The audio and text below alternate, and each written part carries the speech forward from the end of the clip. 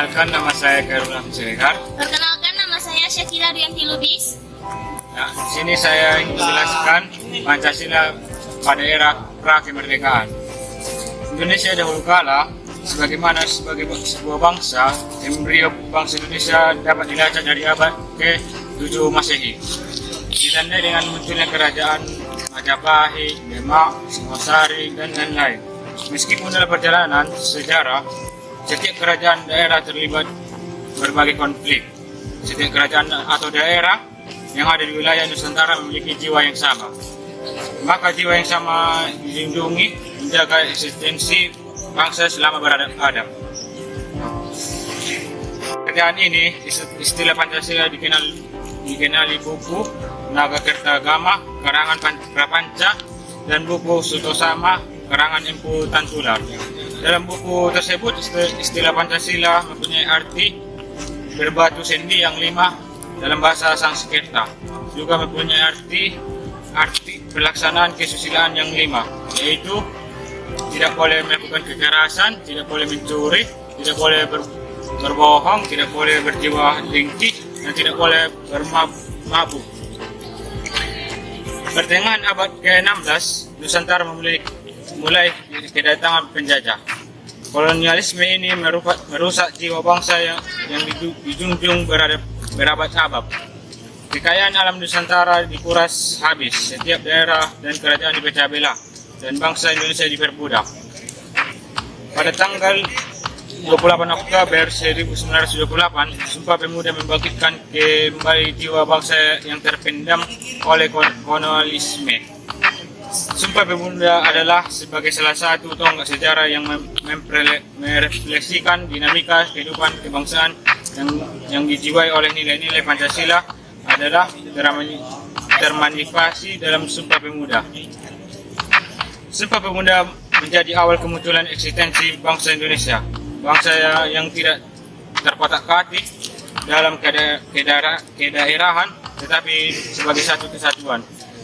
Muncul juga organisasi dan tokoh lain memiliki jiwa bangsa Indonesia sebagai dasar negara.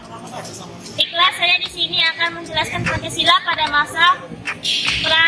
masa era kemerdekaan.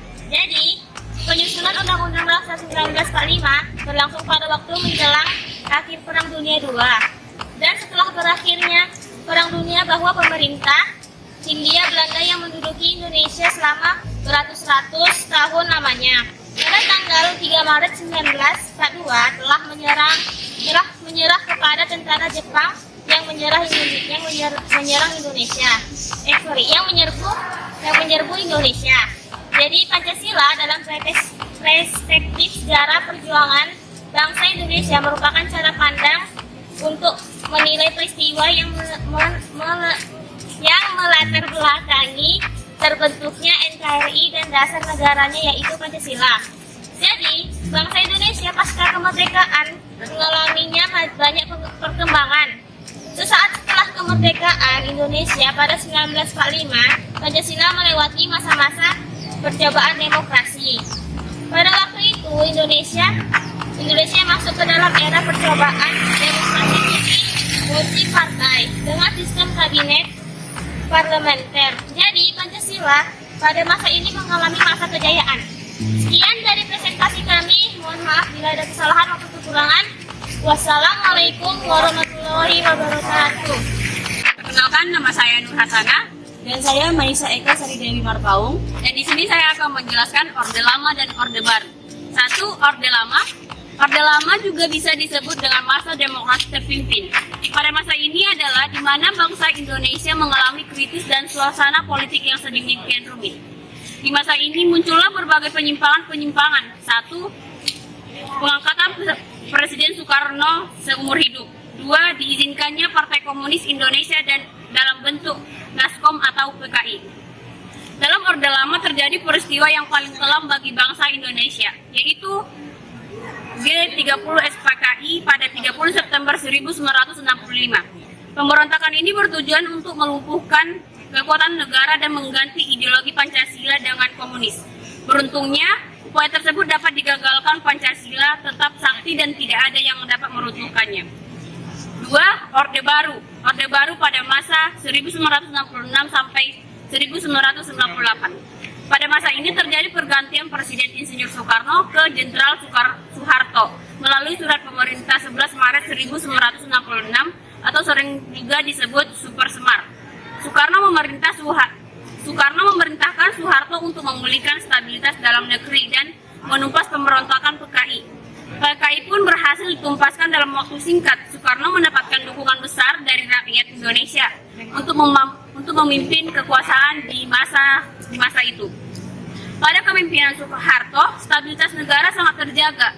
Terjadi pembangunan segala bidang kehidupan, kemakmuran rakyat seluruh bangsa Indonesia. Pada saat itu juga, Bapak Soeharto dijuluki sebagai Bapak Pembangunan Indonesia. Namun pada saat itu juga, dukungan disalahgunakan oleh Bapak Soeharto untuk mengukuhkan kekuasaan.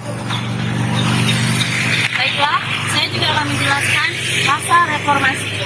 Masa reformasi adalah masa setelah berakhirnya Orde Baru. Masa reformasi dimulai pada tanggal 21 Mei 1998 saat Presiden Soeharto mengundurkan diri dan digantikan oleh Wakil Presiden B.J. Habibie. Lahirnya gerakan reformasi. Reformasi merupakan suatu gerakan yang menghendaki adanya perubahan kehidupan bermasyarakat, berbangsa, dan bernegara ke arah yang lebih baik secara konstitusional. Terdapat 6 agenda tuntutan gerakan reformasi. Pertama, penegakan supremasi hukum. Kedua, pemberantasan KKN. Ketiga, pengadilan Presiden Soeharto dan kroni-kroninya. Keempat, amandemen konstitusi. Kelima, pencabutan dui fungsi ABRI. Dan keenam, pemberian otonomi daerah. Dan terdapat perkembangan politik, yaitu Sidang Istimewa MPR 1998, otonomi daerah, pencabutan pembatasan partai politik, penghapusan dui fungsi ABRI, dan penyelenggaraan pemilu. Dan juga perkembangan ekonomi, yaitu privatisasi BUMN, kenaikan harga BBM, pembangunan infrastruktur, pembagian BLT. Dan yang terakhir yaitu kehidupan masyarakat Indonesia pada masa reformasi. Yang pertama, kehidupan sosial, yaitu terjadi konflik bersifat etnis dalam masyarakat dan masyarakat lebih bebas menyuarakan berbagai aspirasinya. Kedua, kehidupan budaya, yaitu pelestarian budaya dengan mendaftarkan warisan budaya Indonesia ke UNITER. Dan yang terakhir, kehidupan pendidikan, yaitu penetapan Undang-Undang Nomor 20 Tahun 2003 tentang Sistem Pendidikan Nasional. Sekian dari kami ucapkan Assalamualaikum warahmatullahi wabarakatuh. Baiklah, sudah jelas presentasi kami, hasil diskusi kami. Kami ingin mempersilahkan kelompok 1 bertanya kepada kelompok kami. Saya Fitri dari kelompok 1 ingin bertanya kepada kelompok 2. Mengapa pada masa demokrasi parlementer disebut demokrasi terpimpin? Baiklah, saya akan menjawab pertanyaan dari kelompok 1, yaitu disebut demokrasi terpimpin karena demokrasi di Indonesia saat itu mengandalkan pada kepemimpinan Presiden Soekarno terpimpin pada saat pemerintahan. Soekarno adalah kepemimpinan pada satu tangan saja, yaitu presiden. Pertanyaan kedua, saya Sakina dari kelompok 1 ingin bertanya kepada kelompok 2. Bagaimanakah hal-hal yang terjadi pada masa reformasi? Baiklah, saya akan menjawab pertanyaannya. Ada beberapa peristiwa penting selama masa reformasi yang menandai kehidupan masyarakat di bidang sosial, antara lain otonomi daerah, konflik komunal atas dasar agama, dan ancaman terorisme. Ketiga masalah ini bisa dideskripsikan secara singkat berikut. Otonomi daerah adalah salah satu tuntutan dan agenda reformasi. Sekian dari kami, mohon maaf bila ada kesalahan maupun kekurangan. Wabillahi taufiq wal hidayah. Wassalamualaikum warahmatullahi wabarakatuh. Baiklah, kami di sini ingin melanjutkan tentang tanya jawab. Tentang era pra-kemerdekaan. 1. Bagaimana fungsi dan peranan Pancasila dalam sejarah perjuangan bangsa Indonesia? Ini artinya Pancasila digunakan sebagai dasar untuk mengatur penyelenggaraan ketatanegaraan negara yang meliputi bidang ideologi, politik, ekonomi, dan sosial budaya, dan pertahanan keamanan menjadikan Pancasila sebagai jiwa bangsa berfungsi agar Indonesia hidup dalam jiwa Pancasila. Yang kedua, apa saja tantangan Pancasila dalam kajian sejarah bangsa Indonesia?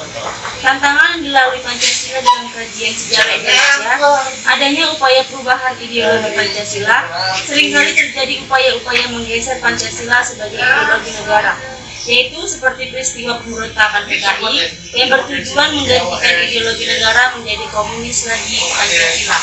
Selanjutnya akan dilanjutkan oleh Syekh. Baiklah, di sini akan masuk era kemerdekaan. Mengapa perjuangan bangsa Indonesia belum berakhir walaupun kemerdekaan bangsa Indonesia sudah diproklamasikan? Jadi alasannya masih ada perlawanan terhadap penjajah setelah proklamasi adalah karena banyak pihak asing yang tidak menyetujui dan tidak mengakui kemerdekaan Indonesia. Selain itu, keberadaan tentara penjajah yang tersisa membuat mereka ingin kembali berkuasa di Indonesia. Yang kedua, mengapa bangsa Indonesia bisa merdeka? Pada tanggal 19 Agustus 1945, atom kedua dijatuhkan di atas Nagasaki, Hiroshima, sehingga menyebabkan Jepang menyerah kepada Amerika Serikat dan sekutunya. Momen ini pun dimanfaatkan oleh Indonesia untuk memproklamasikan kemerdekaannya. Tinggi Barat bendera pada 17 Agustus 1945. Yang terakhir, pada masa reformasi, apa yang menjadi agenda gerakan reformasi di Indonesia? Agenda reformasi yang menjadi tuntutan para mahasiswa mencakup beberapa hal, seperti mengadili Soeharto dan kroni-kroninya. Sekian dari kami. Terima kasih. Wassalamualaikum warahmatullahi wabarakatuh.